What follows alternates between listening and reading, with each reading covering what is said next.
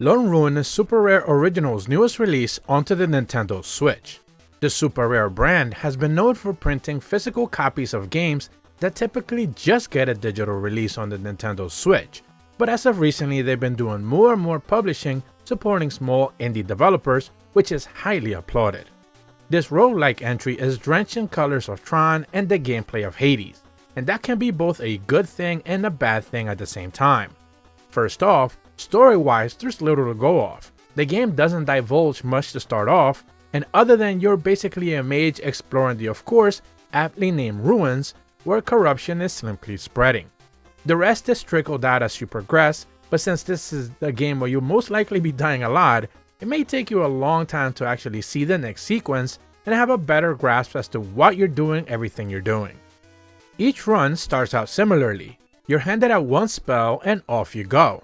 After each new wave of enemies or so, you're given the chance to either pick up a new spell or upgrade one of the ones that you already have and give it a mutation of sorts. These come in the forms of drains, regens, shorter cooldowns, AoE buffs, and anything like that. Finding the spells that suit your playstyle the most is probably the best approach and usually something you see with many roguelikes.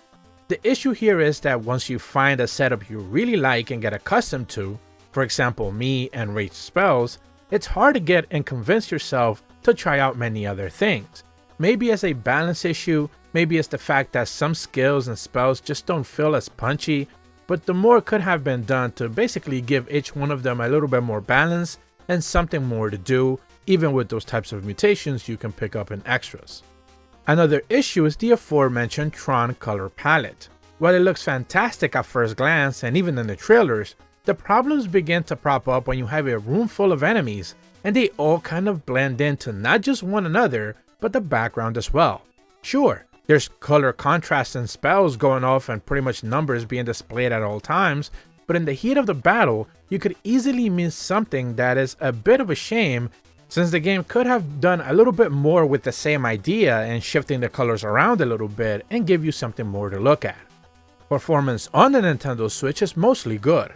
There are some frame drops to spot for sure, especially on rooms with varied enemies basically doing their typical attacks, but most of the time the system handles it no problem.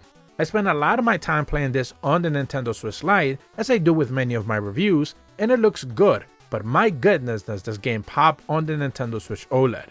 The docked experience is also very good, so there is basically very little to report there.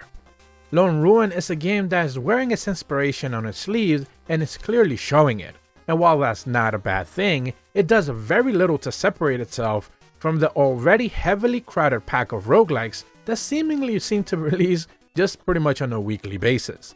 I do want to make a quick clarification that the gameplay you are seeing is from the PC build, which I also made a separate review for the Steam version of the game, so I'm gonna leave a link in the description below if you wish to check that one out as well. Nintendo Sphere gives Lone Ruin on the Nintendo Switch a 7 out of 10.